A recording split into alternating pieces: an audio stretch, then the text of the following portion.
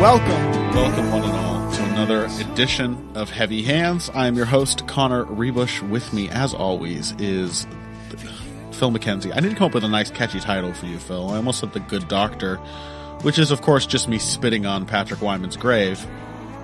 But, can I not be upgraded past him? Yeah. Can I become like a professor at some point, or is a professor greater than a doctor? I don't know. What do I? A doctor can be a professor, but if you're a professor as a doctor, they call you doctor. Yeah.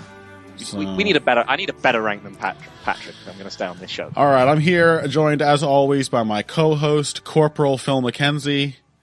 That's right. We're going military rank. Sergeant Major Phil McKenzie is here joining me, and we are ready to break down a pay-per-view card for the ages. A touch of sarcasm to my voice there, totally undeserved, because UFC 235 is in fact a stellar card, almost completely from top to bottom, and you can't fathom complaining about some of the weak spots, because the high spots are just make it that much more worthwhile.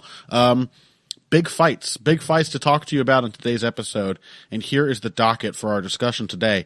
Jon Jones defends the light heavyweight title against Anthony Smith. Maybe not the most compelling challenger ever, but this is one of those fights where essentially, if you're a hardcore fan, you view it as an opportunity to see the best of the best in action, and meanwhile you get to have your fingers crossed and hope that the impossible does in fact happen. In the co-main event, Tyron Woodley defends the welterweight title against Kamaru Usman, a much more expected to be a much more competitive and compelling matchup there. It feels like there's a lot more parity between the likes of Usman and Usman.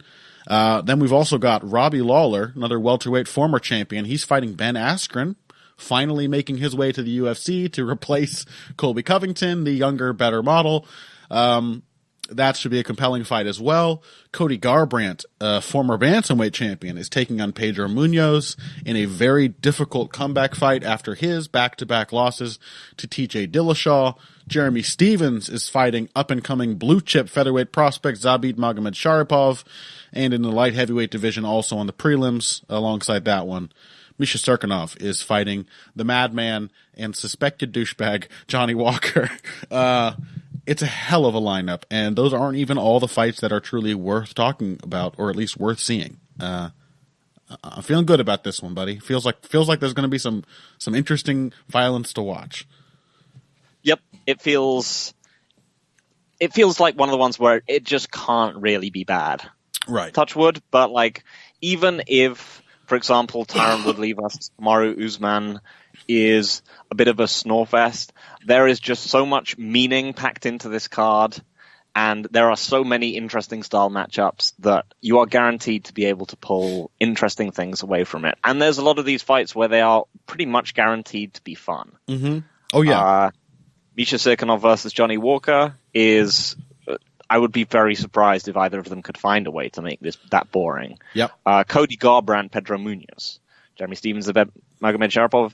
There's just... Diego Sanchez, Mickey Gall.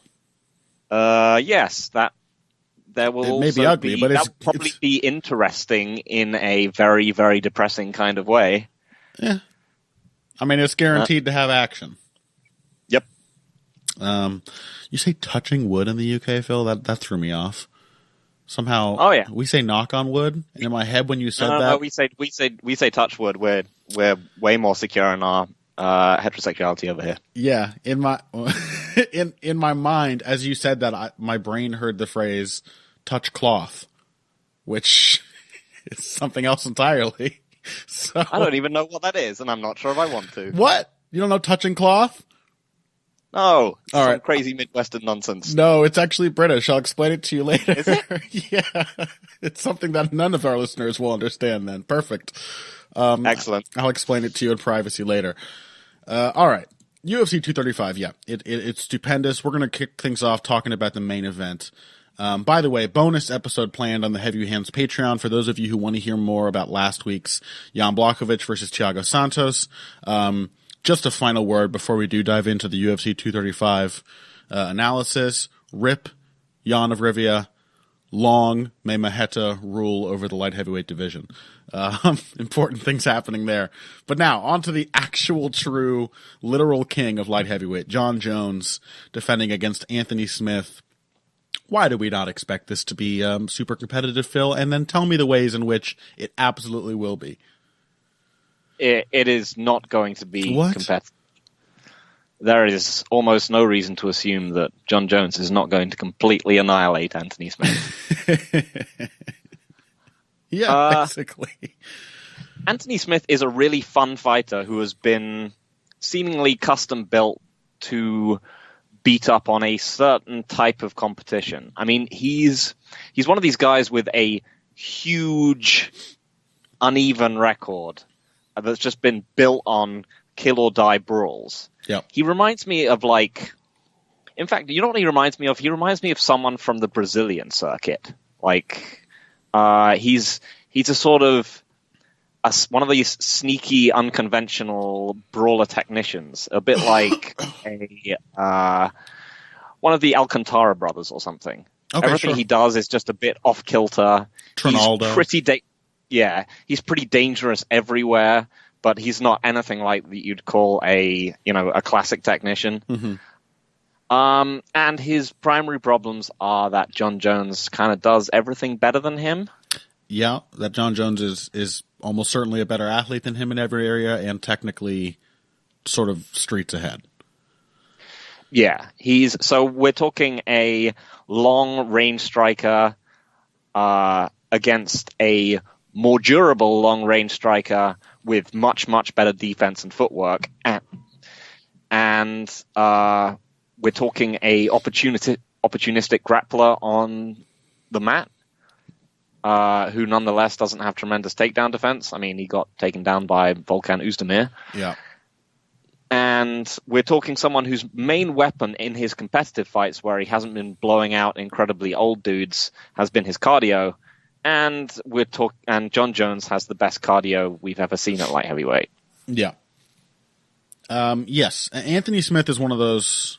He's one of those fighters who, I mean, I guess we should maybe talk about how he's gotten his wins to analyze how those avenues, how we do not expect those avenues to be open to him against Jon Jones. Because of course, this is light heavyweight. Anthony Smith has earned a title shot. He has worked his way through contenders to get here.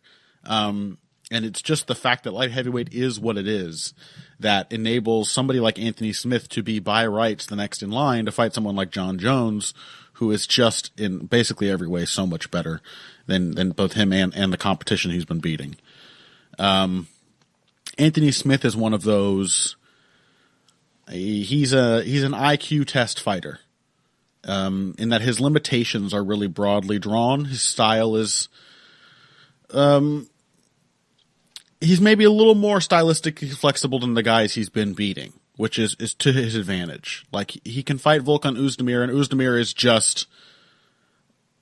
just catastrophically fails that IQ test. You know what I mean? He just smashes himself against Anthony Smith until he can't smash anymore, and then Anthony Smith is still there to be a reasonably well-rounded technician, with finishing instincts and pick him off. It's like opponents, they basically can't handle the fact that Anthony Smith can take whatever they're dishing out in a lot of cases. That's how he wins a lot of his fights against higher ranked opposition. They just exhaust themselves trying to beat him up. Other advantages in his corner, he tends to use his reach to good advantage, although not very consistently. These are qualities that in a vacuum you could see competing with Jon Jones, reach in particular. But we saw how Jon Jones dealt with Alexander Gustafsson the second time around. It's not like the first time. I do genuinely believe that Gustafsson's reach was a huge factor in what made Jones so uncomfortable. He had never dealt with it before. And it's hard to imagine, looking at his most recent performance, that that's still going to be an issue, right? That his technique hasn't evolved to the point that he can't deal with someone who is merely sort of a similar size to him. And other than that, Smith has really been relying on durability. And you said Jones is more durable than him. That's probably true. It's not that Anthony Smith is fragile. He has quite a few finishes on his record, but I will note that they were A, from an age where he was cutting more weight to make middleweight, and B, a lot of I think there are very few, if any, straight up knockout losses on his record. Most of them are him freaking out, covering up, or being peppered with persistent shots after exhausting himself, which are things that don't really happen anymore. He has at least come to that Derek Lewis understanding of his own body where he can just stay calm and retain his energy, or at least retain his composure, even when, as in the Oezdemir fight, he is physically exhausted. But it seems like a long shot to rely on those factors alone against Jon Jones. Should we talk about how we see the fight playing out, or do we want to talk about how, is it even worth talking about what Anthony Smith could do to make this competitive? I'll say one, if we're talking distance range strikers, yeah. I'll say there's one thing that Anthony Smith has that could be threatening that Gustafsson didn't, and that's that he has a right hand that he can throw from distance. Gustafsson does not have anything like a good right straight. Mm-hmm. He tends to just favor, that rear hand uppercut. He's very much works off the left jab, and when Jon Jones just kind of drifted away from that, he had no way of really chasing him down. All Jones did was circle away from the jab and just pepper Gus as he followed him around the cage. At the very least, Smith does not have. If Jones tries that same trick again, if Smith just works the jab on him and Jones tries to circle off, Smith can actually chase him down and hit him. He's got a decent straight right. He's got a couple of ways that he throws it. He's got a sort of a slightly, again, he's a sneaky dude. Uh-huh. He's got a kind of a sneaky kind of overhand one that comes from a slightly odd angle. That route is perhaps not as open as the one against Gustafsson was, despite the fact that Gustafsson is almost certainly a better fighter than Anthony Smith and would kind of wreck him if they fought. Yeah, that's maybe a fair bit of praise to give Anthony Smith, though. Like, he's an accurate striker. Something to his credit. Like, you think of the weird salvo he finished Hector Lombard with. He does have a knack for landing strikes with unusual trajectories right on the target. A little more organic, shall we say, than someone like Alexander Gustafsson, who does sometimes feel a lot more like sort of boxing pieces just kind of bolted together. Yeah. But then the downside of that is that Smith's game also has much less consistent structure than Gustafsson's, where he doesn't square up and fall into his right hand as much. He's a lot more comfortable sort of throwing it across the whole range of its effectiveness when the opponent is angling away. That's all good. But then there are like 3-minute portions of his fights where he's just kind of absorbing damage. And those are the periods that I think Jones will probably make hay with. And the really big thing here is Jones's wrestling. Because while Jones can pick Smith apart on the feet, he may have a somewhat hard time finishing him there due to his toughness, due to the frame. But in the clinch and with the takedowns, as you said, Anthony Smith got taken down by Volkan Oezdemir and then played for a significant portion of time off of his back against Volkan Oezdemir. So it seems like Jon Jones could probably carve him up on the ground whenever he wanted. I mean, this isn't even like the Glover Teixeira fight, where I think I had similar, or like the OSP fight, rather, where I had similar expectations because I don't think Smith has anything like OSP's strength or athleticism. OSP is a special physical specimen. He's like, we've seen him just straight up stand up with Glover Teixeira on top of him, for example. And I've never seen Anthony Smith muster that kind of sudden physical effort. So I really do have a strong suspicion Jones is going to be able to time one of those lunging right hands, change levels, take him down on a reactive shot, and then we will get to see some of the ground and pound that made Jones so famous in the first place, and some of which he brought back in that performance against Gustafsson. I think we may see yet more of Jones the finisher here. And I'll say this, Phil. Yes, it's a predictable matchup. I say this knowing full well that anything could happen, but I like the fact that Jon Jones is currently the only champion in the UFC who is taking even the winnable matchups because it means defending his title. Looking at what's happening at bantamweight right now, with so many contenders waiting, at least Jon Jones is knocking them off, goddammit. You know, like, This is fine. This is what champions stay active. You get easier fights, you get tougher matchups, you're defending the title, you keep the division moving along. I like it. Yep. Shoutouts to Jon Jones providing normalcy for us. What has become of us in this sport? All right. Well, that's the main event. Yeah. I'll say one more thing. You know, it's one of these things where, like you said, Anthony Smith has, if he can somehow muster some coherent version of himself where he's at his best all the time rather than just at his best literally like a quarter of the time as he normally is, then this could be reasonably compelling. Right. But Anthony Smith has flashes of brilliance. But he's never done that. Yeah. He is, I guess the other thing is that he has a better right hand than Gustafsson. He also probably is a bit better counterpuncher when he's being good and not being just a defensive sponge. He has a nice jet hook, which I don't think Gustafsson really has at all. But the main thing is that he's been relied on tiring Oezdemir out, and Oezdemir does not have particularly phenomenal cardio, and Smith was also dead tired when that happened. His last takedown, that was one of those exhausted one guy falling into the other one. Oh yeah. Takedowns. He was, and yeah. It's still an improvement over what we used to see from Anthony Smith when he got tired, where everything would fall apart. But Jon Jones is sort of known for his cardio. Yeah. It's sort of like one of his most enduring factors as a fighter is that no one in this division can outlast him, not even like Daniel Cormier, who tends to outlast a lot of other fighters. Yeah. I mean, I guess it's just, do you expect... I mean, I don't think I expect Anthony Smith to get out of 2 rounds, and I think there's a solid chance he doesn't make it out of 1. Yeah, I would say maybe 2 rounds, if Jones takes a minute to sort of build, which he tends to. Yeah. I will say this, like, we may see some of those flashes of brilliance from Smith, because you and I love talking about how insecure he is. Some people have questioned that, like, why? I've heard him in interviews. He seems like a perfectly balanced guy. I want to say, he's gaining confidence. And I think that really matters for a fighter like Anthony Smith. It's difficult to analyze, which is why we don't typically talk about it. But like, confidence is huge for fighters. There's, like anybody who's tried to, sing in front of people.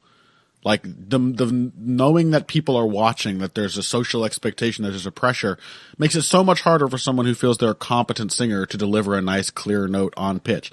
Like, your confidence performing really, really does affect your ability to do something to do something well, to execute something expertly.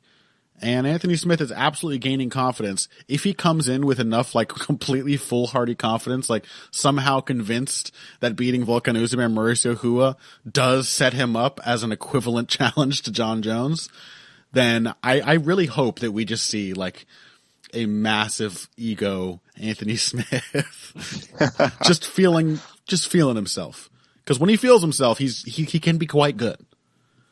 But yeah, love Anthony Smith. Sorry it had to be this way, buddy, but thank you, Jon Jones, for defending the title.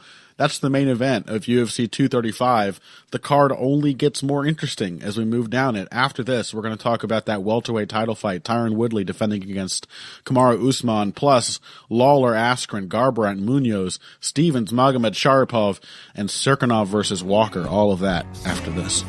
Hey everybody, thanks for listening to this week's Heavy Hands. If you like what you hear, please consider pledging to support the podcast on Patreon. Patreon is basically continuous crowdfunding. You sign up to contribute a certain amount per month to help us with production costs and the like, and in return you get rewards ranging from a mention on the Heavy Hands website to a question or topic of your choice being discussed on the show.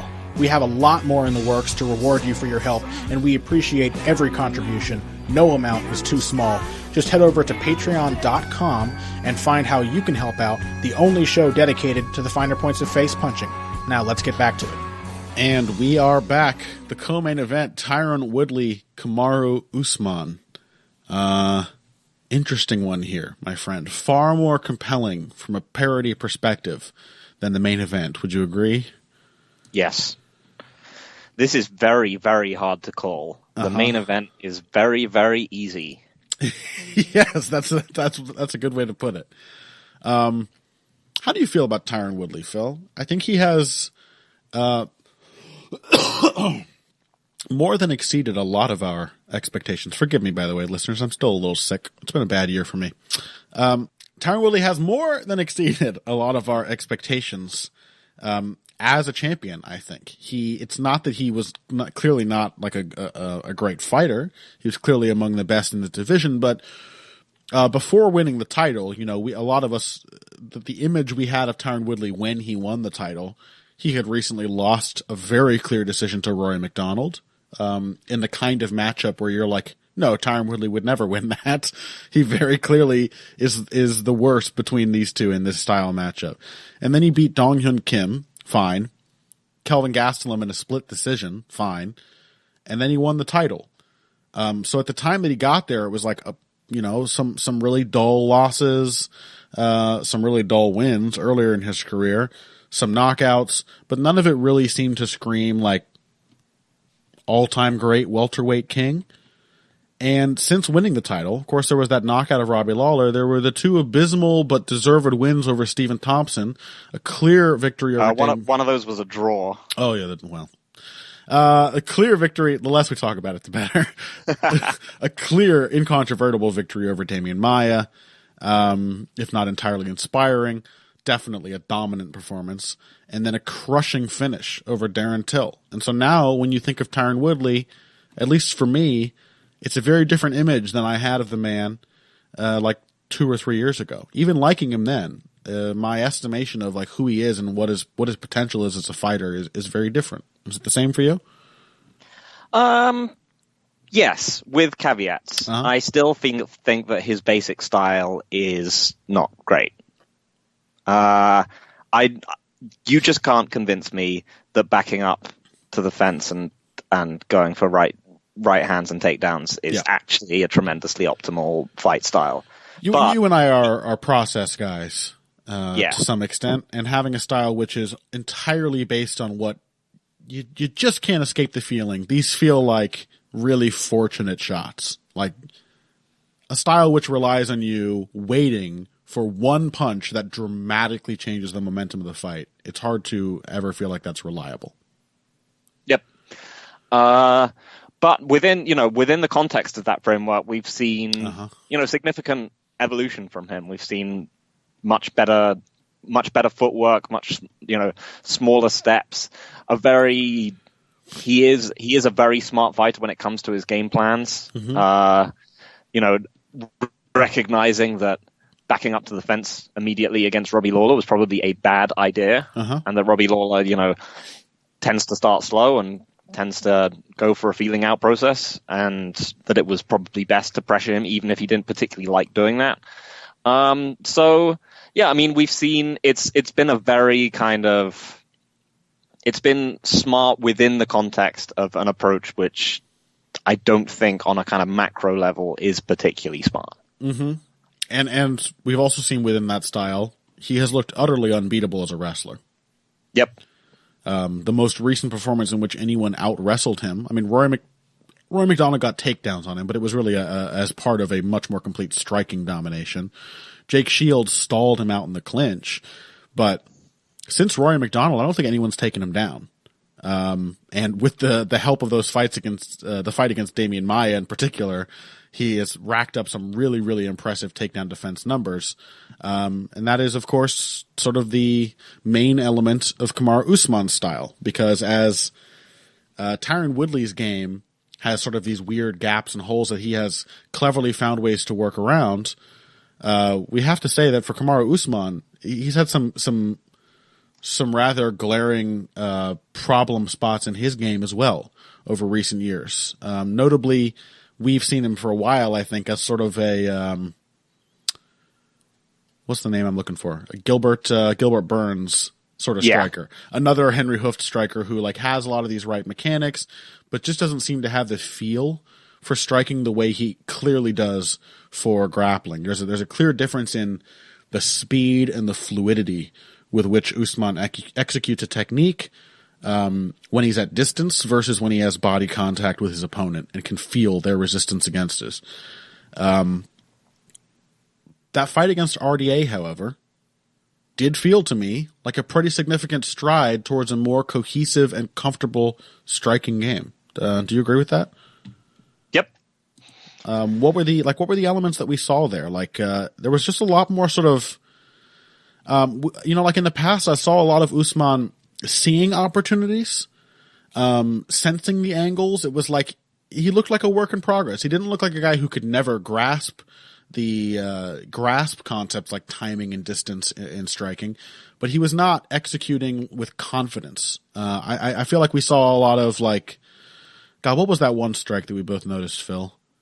The turning away, the thing where he turned away. It was against Weber Mech, I think. Or maybe Sergio Moraes, but there was like a really awkward lunging body hook. And it was like, if you'd gone back in the footage, like 2 seconds, you could see the opening Usman was seeing. And you're like, okay, there's the body shot. He wants to land it because, it's open when he comes in off of this feint. And then by the time he actually executes the technique, the position is no longer there, and it's such a stiff and poorly timed execution that he all but spins around in the effort to throw a shot that appears to be not aimed anywhere near the target he's going for. Those were the kinds of things that were conspicuously absent against RDA. He just looked more comfortable executing when the opening was there. We saw a lot of really sharp, lead right hands. He was just in the distance to throw. He saw the opening and snap threw the straight shot down the center and got it. That's what was missing from his game before. Do you think that's enough to make the difference against Tyron Woodley? Well, so the main thing is that Usman's approach is not one. This is sort of similar to the Ngannou Velasquez match, and indeed Covington Woodley, if we ever happen to get it. Usman's one is not one which is going to insulate him from Woodley. One of the reasons why McDonald, for example, was able to just dissect Woodley is that he had a physical shield up to stop Woodley's right hand. Mm-hmm. Is that he would throw the jab and then would immediately retreat behind the high elbow frame when the right hand came back over the top. So Woodley was kind of some of those kind of lines that he wanted for the big right hand and the counter just weren't there. And Woodley doesn't have like an uppercut or a left hook to come off of that right hand. Those are very rare elements. So like, yeah, exactly. We've seen that, and we've seen that very punch. Like we've seen jabs and counter left hooks like disrupt that tri-star style on multiple occasions. Mm-hmm. So Usman isn't like that, but he does obviously get a lot of confidence when guys back up to the fence. Yeah. And he is also one of the few people who can compete physically with Woodley. Yep. He's one of the few guys who can wrestle with Woodley, and Woodley is still a guy who, part of the reason why he has that style is to take. Is that it allows him to conserve his explosions, mm-hmm. so that he can come off the cage, but he can also, he has time to rest. The stuff about, the Rogan thing about how his huge muscles need all this energy and how he's going to gas any second now is heavily overplayed, but there's still a reason why Woodley fights like that. Yeah. And it has far more to do with how you use your power, than it does the muscles. Because, like, for example, Kamaru Usman's pretty rippling with muscle, and is also bigger than Tyron Woodley. I think he's about 4 inches taller and has a 2-inch reach advantage or something like that. but does not rely nearly as much on big, gigantic, super quick explosions like Tyron does. I mean, he is just a slightly wooden dude as well in terms of in comparison to him. He's not quite as, he's still immensely physically strong, but he's just doesn't cover distance in the same ways ever really. Yeah, but it's clearly not just the muscularity, because Usman can fight a hard 5 rounds, constantly pushing and constantly working. Yeah, this is the thing. Usman it's not a disrespect to Woodley's cardio to say he's going to be at a disadvantage in this fight, because Usman's cardio is ridiculous. Mm-hmm. I mean, what he did to RDA was immensely impressive. You think of, the pace that RDA set against Lawler, for example. Yeah. And RDA the fact Ferguson. and RDA Covington. Mm-hmm. Which was, both guys with incredible gas tanks basically emptying them. Yep. And Usman just kind of fucked him up. Uh-huh. Like, just came the closest to breaking him that anyone has since anyone. So this is the question. How does Usman force Woodley up against the cage without taking the big right hand? And I'm going to say he probably can't. I don't think I don't think we've seen anything from him. I mean, that indicates that he has the defensive subtlety to avoid that. I mean, the one that I would say is the most concerning is probably actually that Sergio Moraes fight, because it was a bit ago, but Usman got drawn into counter right hands quite easily then, and his solution to it was just kind of to tank them. He just absorbed them and kept coming forward until Moraes was out of position because he's Sergio Moraes and knocked him out. But I don't think that's necessarily going to be there. Yeah. We have seen that from a lot of Usman fights. There's a distinct, I like the comparison to RDA. Because clearly these are two matchups which in one way or another benefit from Usman's preference for pressure. Or they at least invite a fighter like Usman to pressure, both RDA and Woodley. And there's some key differences between pressuring the two of those two different fighters. Against RDA, like, there is a clear physical difference between RDA pressuring and RDA being pressured. He becomes hesitant. He becomes reactive. He's, like, visibly uncomfortable. I think it put Usman was in a circumstance against RDA where when he had RDA against the fence, he could feel the momentum shifting in his favor. He could feel that he had an opponent who was just giving him openings. Like, if I stand in front of you and just cover up, and you know that I'm just going to cover up, you no longer even see that as an obstacle. You see it as like a really simple maze to solve. It's really easy to figure out the different ways in which your punches go around my simple static defense, and I'm clearly just waiting for some way out. Woodley does not back into the fence waiting for a way out. Woodley backs into the fence waiting for that first moment when you notice that I look defensive and try to attack me. That initial moment of you deciding to take advantage of what feels like a strong position. That's what Woodley waits for. That's his trigger. That's why I like the Darren Till fight. That is why his fights turn on a dime so quickly. Darren Till spent a lot of time measuring and pawing, and Woodley just kind of went to the body and just sort of picked his shots here and there. The moment that Darren Till tried to bridge the distance with anything beyond a feint, Woodley was ready to drop that right hand on him. And that's the thing is Usman, he's had great success pressuring, but very much like Velasquez and Ngannou, it's a matchup which sort of invites too much risk for Usman. Like, I don't think he can resist trying to pressure Tyron Woodley the way he pressured RDA. And there, like I said, there's just a huge difference in consequences between fighting those two. I'm trying to come up with a good way to explain, like, how Woodley reads those entry triggers so well. How he's just constantly in position. Like, RDA puts himself, just purely technically, RDA puts himself out of position when he's defending with his back against the fence. You know, we saw this even when he was swinging back against Colby Covington. Like, he squares up. He goes into a very defensive guard. He waits for you to hit his guard, and then he swings back hooks. He's got this sort of like catch and pitch trigger counterpunching style that feels very clearly designed to scare you off. The goal is not to take advantage of the opening you've presented, but to prevent you from taking advantage of his openings. You know what I mean? For Tyron Woodley, it's much more waiting in a solid, stable position with the right hand loaded. He does not sacrifice his position or sacrifice his sense of distance. He doesn't feel pressured when his back is to the fence. And that's the confounding part about Woodley's style. It makes it so it feels like such a gambit, but in Woodley's head, it's like he's in control when his back is against the fence. That's where he wants to be. And it's a totally different prospect to come walking him down than it is RDA.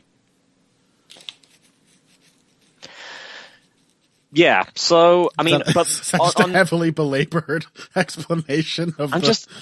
No, it totally makes sense. I mean, this is the thing: is that so Usman definitely he has to walk into the danger zone. So the question is just like, is sort of like how hard will Woodley hit him early, and how durable is Usman? Because how bad have we really? I mean, I've never really seen Usman hurt particularly badly in any of his fights that I can think of off the top of my head. I believe he was. I'm trying to think if maybe when he fought Haider Hassan, he was on skates for a bit. There was definitely a UFC fight I seem to remember where he was hurt. I'd have to pour back through them all to find the particular one. But not many people have.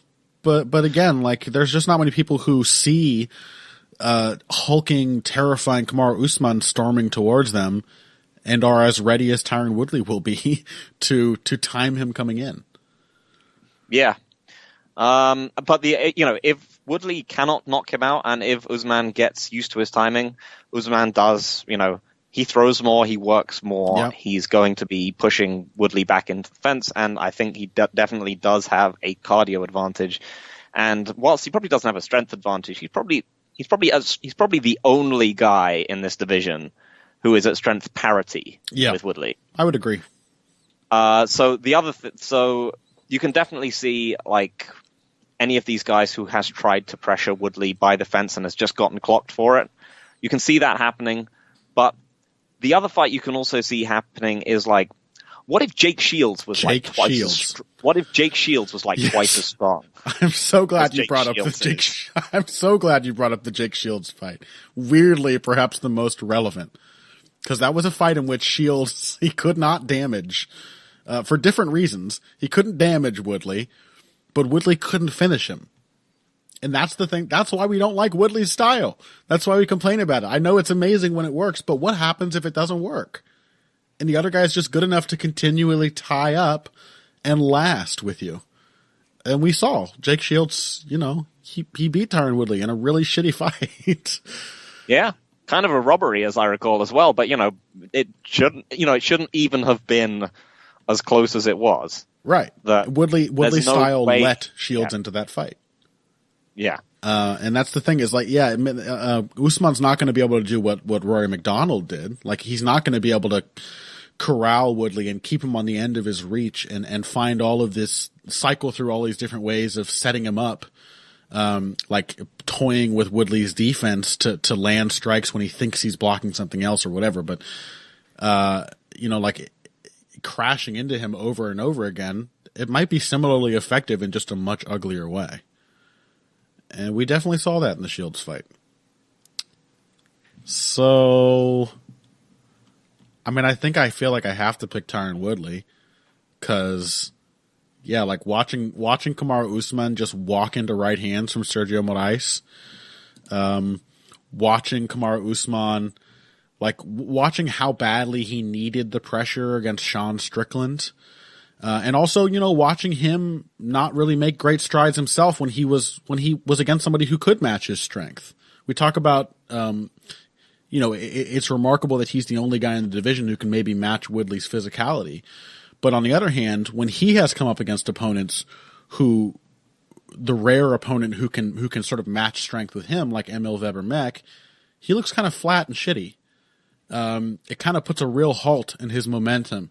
And I think Usman is really a momentum fighter. I think he really that RDA fight, he just got more and more comfortable. His attacks changed together more smoothly as it went on. And the mech fight is a counterpoint to that. So even if Woodley can't knock him out right away, like what happens if Usman ties up and just isn't out wrestling his opponent and gets stalled out? It seems to me like the most likely thing is it prolongs the period of time in which Woodley gets to try to time the one big shot that finishes it. Yeah, so or at least big round. You know, he might be able to pull the same thing he did against Wonderboy, which is single shots which steal rounds. Yeah, which just feels eminently possible in a matchup like this, where I'm expecting a lot of grinding and very few really telltale shots to make the difference. So I have to go with Tyron Woodley. Once again, like this utterly confounding, perplexing style that just shouldn't be working as well as it does, but something about the confidence with which Woodley does it and the style matchups available to him in the welterweight division, I just think it's going to work again. Yeah, that's the thing. I rarely like picking fighters to come back from deficits. Like if I think one fighter is going to get into trouble early, and I suspect that Usman is going to get into trouble early in this one.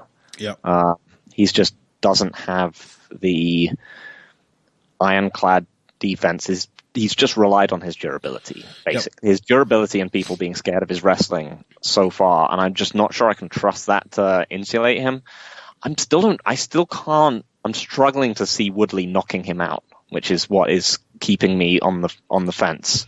Like, even if Woodley hits him, I think Usman's has just, because he got hit by huge shots from Moraes, who is a big hitter. If he's, he might be an ugly hitter, and he barely blinked.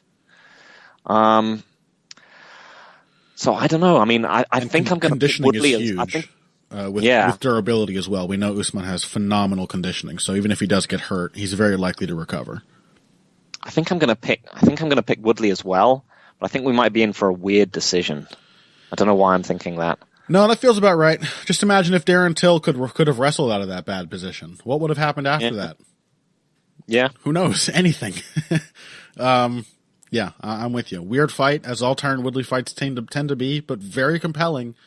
I'm very much looking forward to seeing it.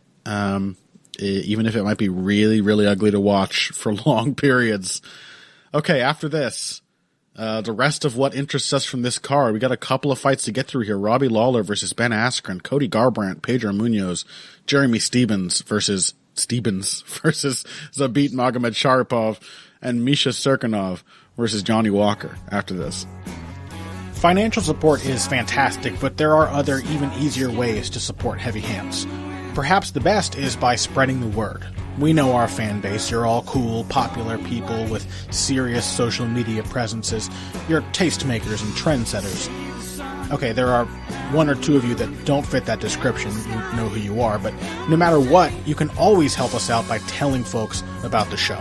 And you can also give us a positive rating and review on iTunes and Stitcher, things like that.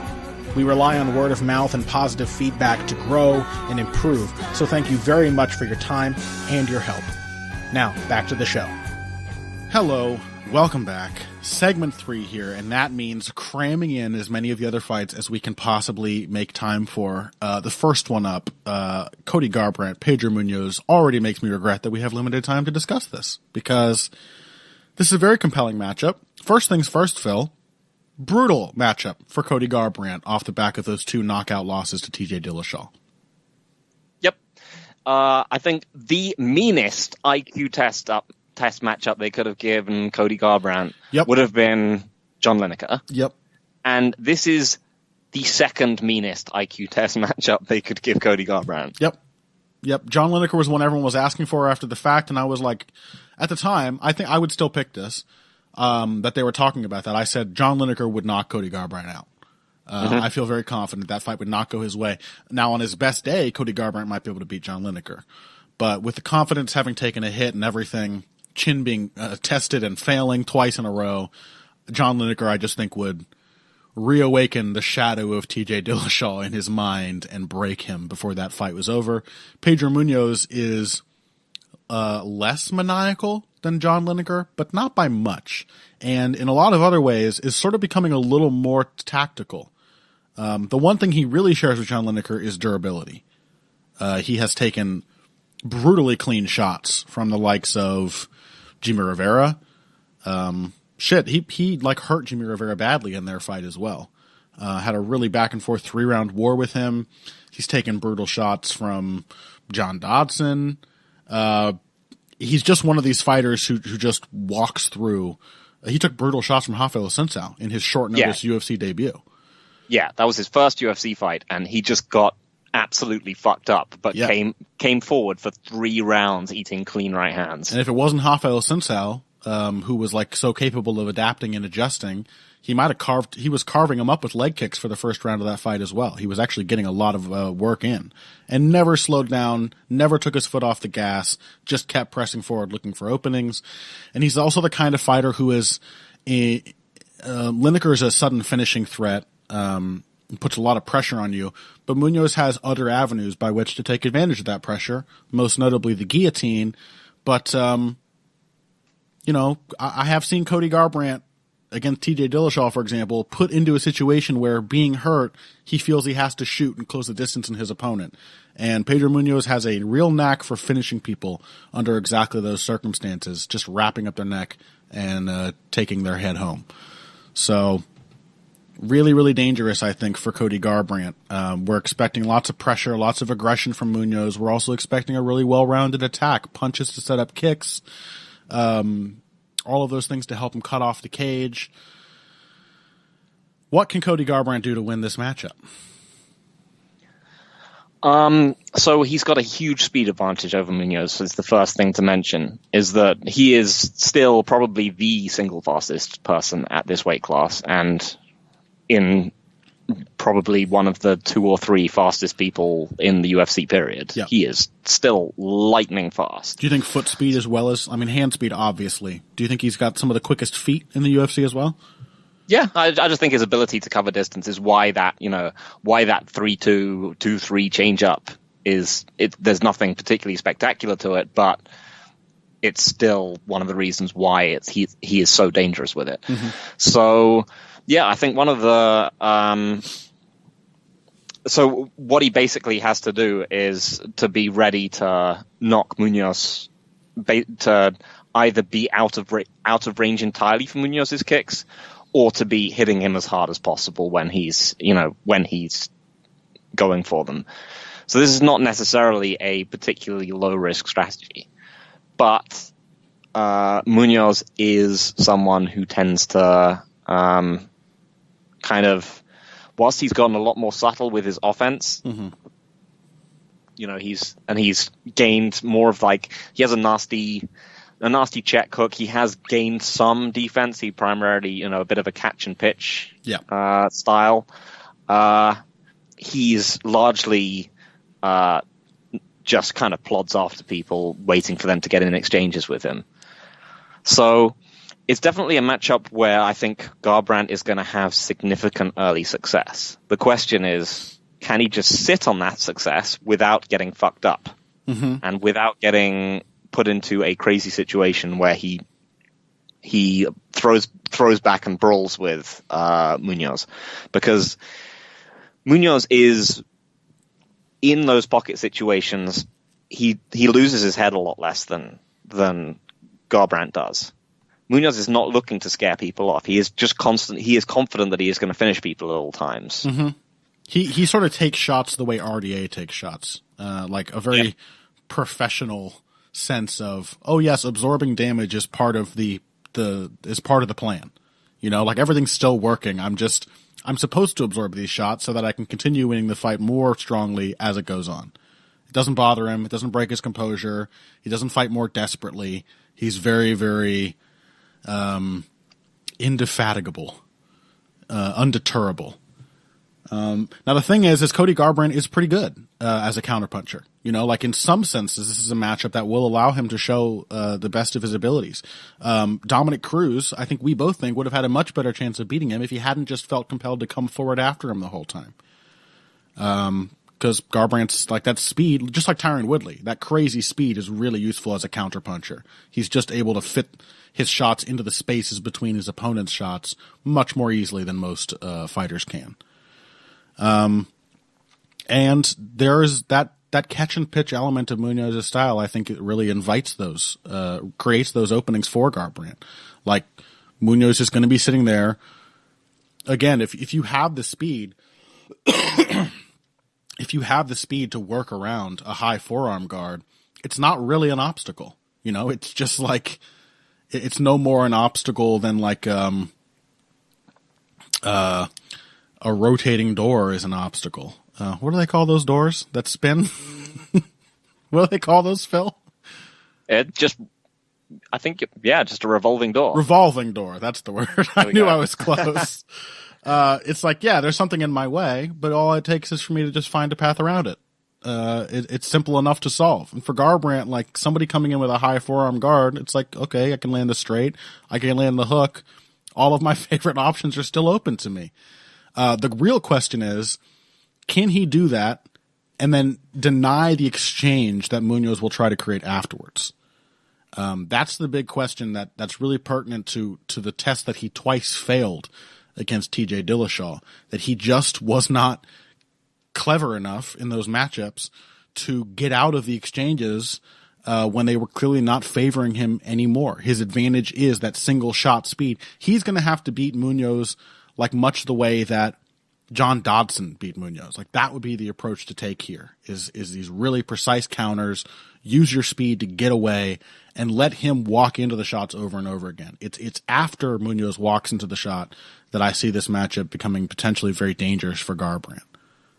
Do you think he's going to get sucked into those exchanges? Do you think he's going to plant his feet and continue trading in layers? Or is he going to be able to get away and play it safe? Yes, I think he's going to be able to get away, partially because it's another one of these things where I don't particularly like. I mean, his fights against Dillashaw were, as we mentioned, and I believe we gave an award for, some of the very worst fight IQ that we've seen, is to get hit by the same exchange in two separate fights and multiple times in the second one. Yep. He must have learned. He must have learned, right? Right? Here's the hope is that against Dominic Cruz, there were no expectations. Everyone was counting Cody Garbrandt out, and that inspired him to turn in an incredible performance. Against TJ Dillashaw, he was intensely personally wrapped up in the consequences of the outcome. I don't know. Like maybe this is more like the Cruz matchup mentally than it is the Dillashaw one. But I don't know, man. Like how do you come back from those two losses if you're like an insanely, from my perspective at least, an insanely insecure and not particularly clever fighter like Cody Garbrandt? Like how does that affect you mentally going into your next fight? I don't know. Part of me wants to pick Munoz here. Like, oh yeah. But yeah, I think the main thing is that the speed difference is so pronounced. Yeah. I mean, Jimmy Rivera made Munoz look like he was stuck in the mud for a lot of their fight. Yeah. And Jimmy Rivera is not nearly as fast as Cody Garbrandt. Yeah, it's true. And again, John Dodson beat him recently. Yeah. At this point, I think Garbrandt is significantly faster than the current iteration of John Dodson, too. Yep. And yeah, it's just the fact that, and also Munoz is, as he's developed since that Assunção fight, he has learned how to be a more technical fighter. And in some ways, I'm not sure if that's going to favor him necessarily, because he does things like he throws raw kicks far less often than he used to back in his early days. And he kind of needs raw kicks in this fight because he just needs to cut off Garbrandt's circling. He needs to make sure, he needs to corral him into a particular, into a small space and then set up punching exchanges on him. But he's actually become much more disciplined about setting up his kicks with his hands. And that, I think, might be kind of an issue. The hands are the triggers for Garbrandt. I mean, the naked kicks worked wonders for TJ Dillashaw. They were, I think, a big aspect of why he won their first fight. Yeah. But, Dillashaw, much faster, and just much more kind of, he was much more able to destroy Garbrandt's sense of distance, so that Garbrandt wasn't sure when he was in punching range, when he was in kicking range. Mm-hmm. I think that, we see a lot. I think for this fight, we see a lot of what that the first 2 rounds of that Rivera fight looked like. And I think, this is another one where there's a significant chance that just Garbrandt just knocks Munoz out.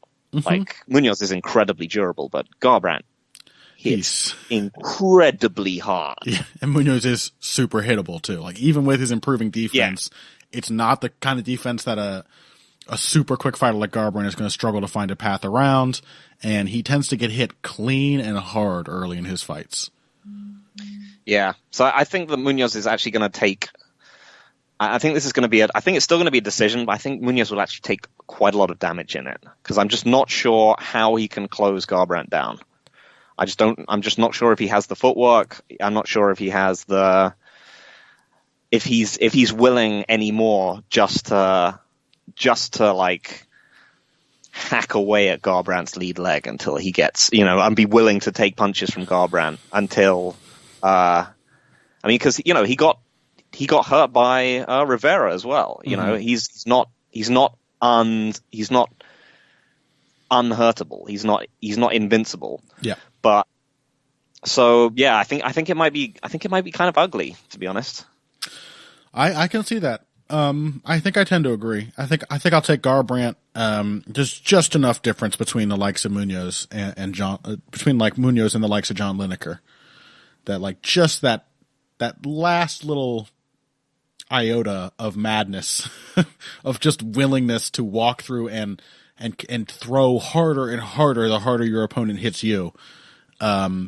Munoz is going to look to create exchanges, and John Lineker would have given Garbrandt, I think, no choice but to accept exchanges. So yeah, I think I'll take Garbrandt, but yep, it's a big question mark after those last 2 losses. Really curious to see how he looks coming back. All right, let's move on and try and get through these last ones as quickly as possible. I know I say this a lot, but Phil, God damn it, we're going to get through them quickly. Jeremy Stephens, okay. Zabit Magomedsharipov. Talk about it. Zabit Magomedsharipov has been somewhat overplayed as a striker primarily by the UFC brass. I think there's a lot of people out there who are like, well, this guy is actually a little bit unstructured. He doesn't have tremendous defense. He backs up in straight lines, and he doesn't have much more than a counter left hook on defense. I don't think that's going to matter as much as people think it does. Jeremy Stephens is a bit like Rafael dos Anjos, or I think there was someone else I was thinking of here. But anyway, he's never been able to, because he has such a tendency to plant on his feet when he comes after people. Mm-hmm. He's never been able to stop himself from getting stuck in the clinch when he doesn't want to be. And the main thing about Magomedsharipov is that he is an incredible wrestler. Mm-hmm. So the analog for this one is Stephens' fight against Charles Oliveira, which it seemed like, Oliveira is aggressive but fragile. Stephens is incredibly durable. Stephens is a decent defensive wrestler. Surely he should just be able to walk Oliveira down and fuck him up. But it was the fact that he kept walking him down. He just kept getting stuck in clinch entanglements, and he would fight off some takedowns, but he couldn't fight off all of them. So yep. I think that will frustrate him into the striking, and so I think we get I think the hype carries on after this one. Yeah, Stephens does have a knack for getting ugly fights that are very good fighters. I remember his fight with Max Holloway was one of Max's, again, this is against very stiff competition, but one of Max's less impressive victories en route to his eventual title win. Yep. He did have to watch out for that power. Like, Stephens demands a lot of respect. But I would agree that a problem for Zabit, why you say his striking's been overplayed. I tend to agree. I think he lacks the sort of structure, the systematic approach to his counterpunching and his defense.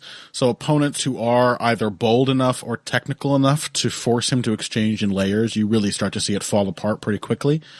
But he succeeds and manages to give the impression of being a very good counter striker and just a very good striker all around because he's got great timing and is like just a phenomenally organic fighter. You give him enough space to think and react, and he can come up with really interesting ways to pick off a target in open space. And that's the thing, as you said, Jeremy Stephens can't, no matter how much he improves his game, no matter how many different ways he finds of pressuring his opponents and so on and so forth, he can't get past the fact that he needs to plant his feet and stop moving and load up for just a split second before every shot. And I think that's Zabit may not be able to exchange all that comfortably with someone like Stephens, but he probably won't have to if he can time the start of each exchange and use that to turn it into a wrestling battle. It really comes down to the timing. Like, for example, when Zabit fought, who was the guy? Mike Santiago.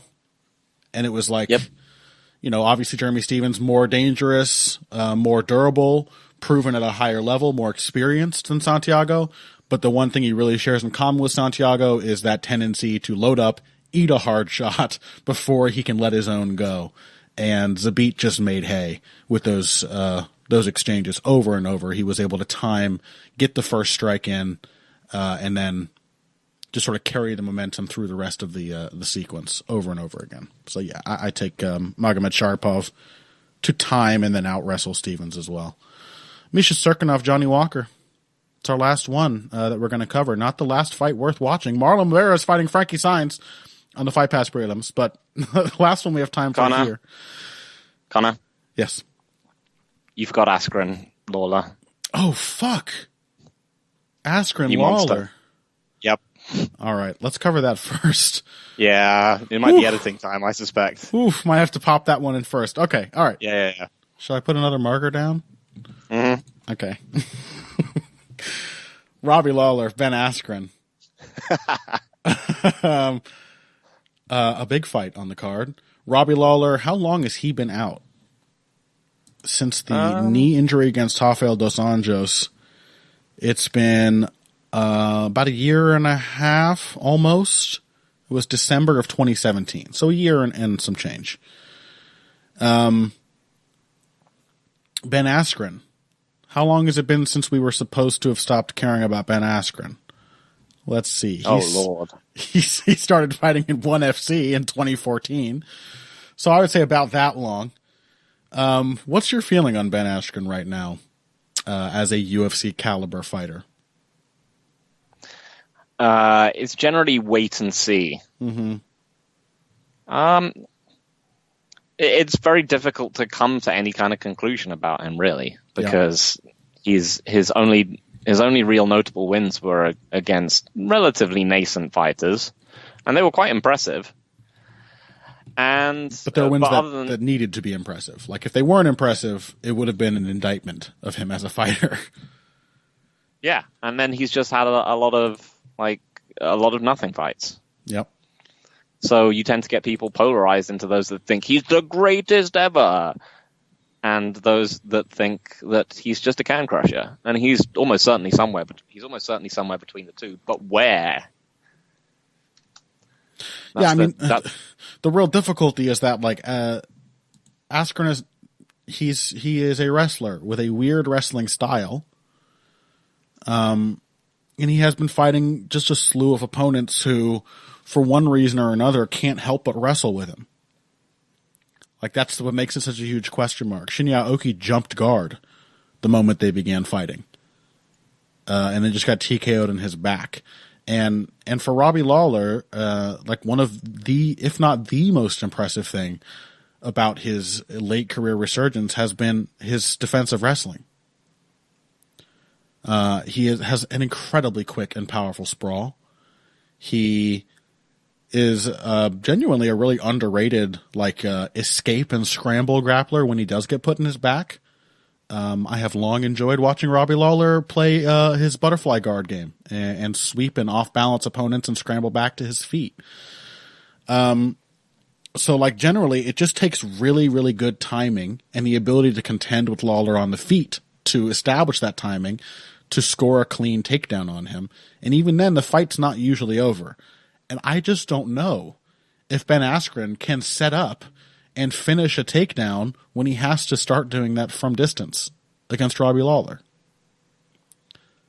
Like, how does he engage without having to exchange with him? It'd have to be a really ugly tie-up, is the only thing I can imagine. Like, it's going to have to demand something of Askren's durability and his willingness to just walk through like a wild exchange to get like a Damian Maia style hideous body lock tie-up with Robbie Lawler. Like, just getting to the point of initiating the wrestling, it seems like quite a gulf to cross. I mean, it's never been that. Again, Robbie Lawler is another guy. It's never been that difficult to get into the clinch with him. True. He's not. Because he is fundamentally, an aggressive pocket fighter. Yeah. And so this has been, so this is another reason why this fight is so weird, right? Because you have to look at it and you're like, well, is Ben Askren's takedown defense is Robbie Lawler's takedown defense as good or better than Jay Heron's? And you're like, yes. Yes, it is. But then you're like, also Robbie Lawler got submitted by both Jake Shields and Mayhem Miller. And this be a test of your style matchups don't change over time theory. Right, exactly. So much as, the Miller fight in particular, he was looking fat and disinterested. Yeah. You still have to find yourself thinking, like, Robbie Lawler has rarely been invulnerable to takedowns. I mean, this is the thing. What he's developed is primarily, as you mentioned, a great and particularly violent sprawl. Uh-huh. And sniffing them out well before they begin, basically, has been the innovation in his takedown defense game. It's just seeing the takedown coming and crushing you with a physical wall as you try to initiate. Yeah. And also, he's just gotten much good. He's gotten much better at getting back to his feet. Butterfly hooks, yep. And basically wall walking and all this other kind of stuff that he can actually have done in some of his other fights because they were in rings. Uh-huh. But Ben Askren is not a double leg shot guy, really. Right. He's more, he's a huge variety of takedowns. He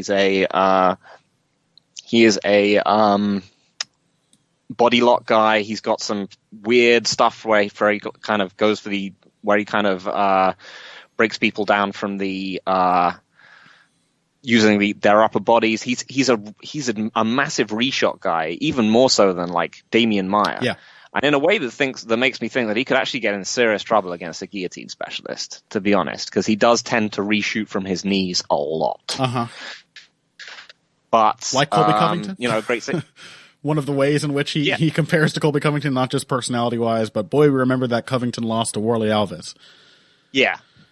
But he's, very, very tenacious from the single leg. He's got multiple options from there. And so the question is sort of how much does Robbie Lawler have left at this point? Yeah. How mad is Robbie Lawler? Because a lot of what those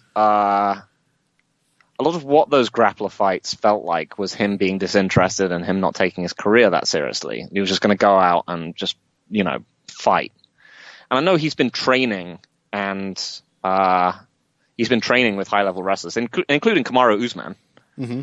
But I'm not sure how much drive he has in the fight itself. He looked weirdly like, not that he gave up in the RDA fight, but it did look very much more like classic Lawler than UFC run Lawler, where he was just kind of accepting a losing fight. You remember when we rewatched him against who was it again? It was Hanato Sobral. Mm. Admittedly, he was hugely outsized, but he back in the day he would get to the point where he was just like toughing fights out rather than young really veteran trying to win. Lawler. Yeah. And I always go back to like the point in the Condit fight where like Rogan goes, emptied out, nothing left. And just find myself thinking, how much have we really seen from Robbie Lawler since then? Mm-hmm. No, it's a fair point. And even then, like even with the UFC run, Lawler, like there still always have been moments, and they have been against really obnoxious, stifling grapplers. Like, far be it for me to praise the technical proficiency of Johnny Hendricks' wrestling in their rematch. Like, he didn't finish very many takedowns, and he sure as hell wasn't able to do anything with any of them. But it did kind of bother Robbie Lawler. He spent a lot of that fight looking very frustrated. The question is, like, will he shut down from frustration, or will the fight last long enough for him to get really, really angry and decide to just haul ass trying to take Askren out? Yeah, that's the thing. I think since he won and then lost the belt, I don't think Robbie Lawler really gets that angry anymore. Right. I just didn't, and I suspected he was getting less angry throughout his title run. I genuinely felt like the Carlos Condit fight was kind of the end of fifth round Lawler, even at the time. So I don't want to do. I'm going to pick Ben Askren, but we don't even know if Ben Askren can handle first round Robbie Lawler.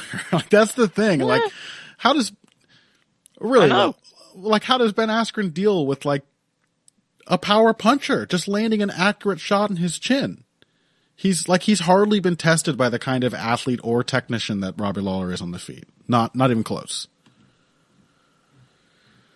I'm just going to say that I think that Robbie Lawler is slowly reverting back to let's just have fun fights, Robbie Lawler. Yeah. And he lost to Mayhem Miller. And I'm going to say that I think Ben Askren is better than Mayhem Miller. God, I hate agreeing with you right here. Please pick Lawler. I don't think I can, Ben Askren. Because this is a time where your style matchups don't change thing really rings true.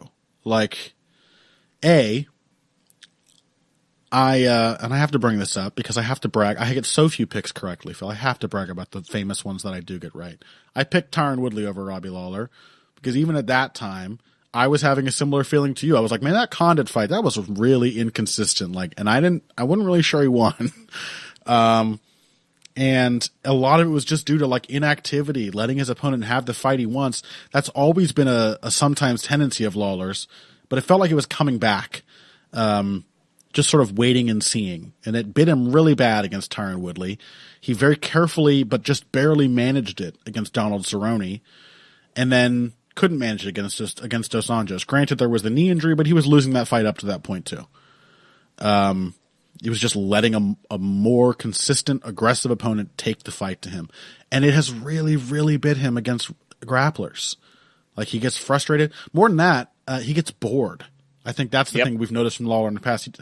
Like, getting frustrated might help him. The problem is when like I said, he charged up that rage meter against Johnny Hendricks. But when it doesn't happen, that's when we get those Mayhem Miller fights. And this might be a little too, like, ethereal for fight analysis, but like if you go back to that Josh Koscheck fight, you were just talking about rewatching it, and yeah, like at the time it was like that was Lawler's UFC re-debut after his unimpressive mid-career run, and it played out like he was there were stakes. He was convincing us that he could beat this kind of opponent. He got taken down 2 or 3 times in quick succession, spent a lot of that one-round fight grappling from his back and scrambling free, making Koscheck work, doing a great job of it, but certainly losing the round, and then finding one perfect opportunity to turn it around and knock Koscheck out. And like since then, it does sort of feel like Lawler has had less and less to prove by stages. Like, I really think Lawler's best when he has a chip on his shoulder. And he's kind of done it now. It just feels like he's reached the top of the mountain. He had that incredible fight with Rory McDonald. I just have this feeling that we're looking. I mean, I don't even think it's a big risk to say Lawler's declining. He's 36. He's nearing the end of his run as an elite fighter. Ben Askren may not be that much closer to his prime, but he's absorbed a lot less punishment from much less dangerous fighters. He has a very clear idea of how he needs to fight Lawler, and it just happens to be a style matchup that Lawler's looked like really flat and disinterested against in the past. God, I hate this. And the ring rust too. I think I'm picking Ben Askren, but fuck you, Phil. I'm blaming you. Aren't you glad I reminded you that we had to review this fight? No. No. We could have avoided this and made ourselves not look like idiots when Lawler knocks him like one left hook instantly, and we're like, oh yeah, this guy was retired for like 3 years. Robbie, please make me look like an idiot. I'm begging you. Please prove me wrong. Shut my mouth. But yeah. I hate it, but I have to agree. Like, it's a kind of matchup where if it doesn't start going Robbie's way immediately, I see him getting frustrated and bored. And Askren is exactly the wrong kind of, like, Askren is a frustrating type of fighter for opponents who aren't susceptible to that. So, can we talk about Misha Serkinov and Johnny Walker? Yes. All right. Misha Serkinov's going to fuck him up. There's no reason to assume Johnny Walker is good at MMA, people. He's just big and athletic.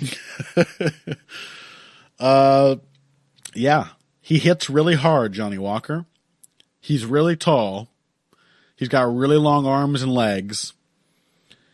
And he's really weird. What else is there to say about Johnny Walker? Like, is he great? He is larger and more athletic Nicky Thrills at the moment. Yes, absolutely. With slightly less structure to his game, and I say this with full knowledge of who Nicky Thrills is. Of who Nikita Krylov is. Yeah. He's like... God, I wish I had a joke on the tip of my tongue. Who's like a worse Al Capone? Oh man, my knowledge of like Prohibition era gangsters is failing me. Yeah, Johnny Walker's nickname, the Bugsy Siegel, or something. You know, like he's a worse version of the Al Capone. I tend to agree. Like, there is absolutely nothing to suggest that Johnny Walker can stuff a good takedown. Like, beating Khalil Roundtree, Justin Ledet, and Enrique Da Silva is as much. It's like, I can't think of 3 fighters in a row who have less to offer as a test of takedown defense and defensive grappling. Also 3 fighters who want nothing to do. Well, and not Enrique Da Silva. That's a fighter who's willing to clinch. A lot of Johnny Walker's clinch battle with Enrique Da Silva, that's by far like the most competent clinch fighter he's faced. A lot of it was the two of them just sort of looking at each other, fighting to control one another's posture, and doing a lot of waiting. And then otherwise, Khalil Roundtree and Justin Ledet, well, Ledet didn't have a chance to try clinching. Khalil Roundtree clearly did not want to and was not comfortable tying up with Walker. Misha Serkinov likes to clinch. He likes to clinch, and he has a plan when he gets to that range, which he will go for a body lock. He will work to his opponent's back. He will wrap up their legs. He will continue to close that distance and create leverage. He's not just going to sit there in a mutual double collar tie and try to beat Walker at his own game. More than that, as he showed against Nicky Thrills, at least against a certain level of competition, he's quite a capable boxer. He's got a good jab. He can set up a nice 1-2. He's a surprisingly dexterous kicker. He picks his shots well. I just think Serkinov has had, like, maybe he's not the most durable guy in the world, and he's run up against, like, I mean, I don't know. Here's the thing, Phil. Volkan Oezdemir. How good is Volkan Oezdemir? Not very. Right. But it did show that he can take his eye off the ball in the clinch. Right. But again, Serkinov does not seem like a dumb fighter. We kind of mentioned that Garbrandt maybe does, but Serkinov, he just seems like he is a thoughtful person who is seriously looking at the flaws in his game. I mean, he completely fucked up Patrick Cummings instantaneously, including taking him down from the clinch. I bring up his fight with Iwan Kutalaba a lot. I know it seems like a forgettable fight to a lot of people, but Kutalaba, I think, is a young light heavyweight with some serious potential. He's super durable. He's crazy aggressive. He doesn't get tired easily. He's got power. And his game is still in development, but he was, at the time Serkinov fought him, a serious IQ test kind of opponent. And Serkinov picked him apart with ease from range. Very thoughtful, very disciplined performance. So yes, the makings of like a professional ass contender are there in Misha Serkinov. Are they there in Johnny Walker? And almost nothing is there in Johnny Walker apart from like a lot of athleticism and weirdness. I mean, we genuinely have seen almost nothing from him. So you're banking on the notion that Serkinov will have improved, or will at least come in a little warier into this clinch than he did the one against Özdemir. Yeah. But even that one, like, was it a matter of him not being wary enough? He just caught with it was light heavyweight, dude. He just got caught with a really weird shot and it ended him. Yeah. I just don't trust Johnny Walker's game to stand up anywhere when he's not just galloping around and throwing wacky shit. Please, Misha, let him gallop a little bit. Come on. Make it a show. Yeah, Serkinov, he's going to take Walker down, and he's probably going to get on his back. I think he'll arm triangle him. He's the next. He's willing to step into the Glover Teixeira mold, and that's what Glover Teixeira would do. Mm-hmm. Okay, UFC 235. Let's see. We're picking John Jones. We're picking Tyron Woodley. Did we disagree on any of them? Nope. All right. Prepare for us to look like fools and come to you mutually apologizing for our many mistakes next week. But until then, that's our coverage of UFC 235. As I said, top-notch card. A lot of really compelling fights on here. Several that we didn't even get a chance to discuss. And there's some forgettable ones too. But really the big ones make it more than worthwhile. Before we wrap up, Phil, do you have anything coming out this week? Well, unfortunately, I never got my Kane JDS piece out, but I can always keep that on the back burner until the next depressing fight that one of these two is in. Mm-hmm. So that's going to be coming out at some point. I've also got a piece I've been working on for a while about Robbie Lawler and kind of addressing a bit of what we talked about today, which is that journey that he had towards being mad and how that kind of started to fade away afterwards. Somewhat conceptual, and it talks about Roberto Duran as well. So, love it. Forward to that. Very much looking forward to that. As for me, I'll be doing a piece on John Jones this week. I think what I've got rolling around in my head right now, the premise will be essentially, here's the one area in which Anthony Smith would have been expected to contend with John Jones, his long reach, his straight punches, and here are the ways in which John Jones proved that those things probably won't be factors in his most recent fight with Alexander Gustafsson. Just looking at Jones's improving range striking and the increasing subtlety of his kickboxing game. So that's UFC 235. Again, head over to the Heavy Hands Patreon. There's going to be some discussion either today or tomorrow on Blachowicz versus Santos. Once again, we should cap off this episode by saying rest in peace, Yana Vrivia. You'll never be forgotten. Thiago Santos, please spare us. We will worship you like the god you are. And until next week, thank you all so much for joining us in this edition of Heavy Hands.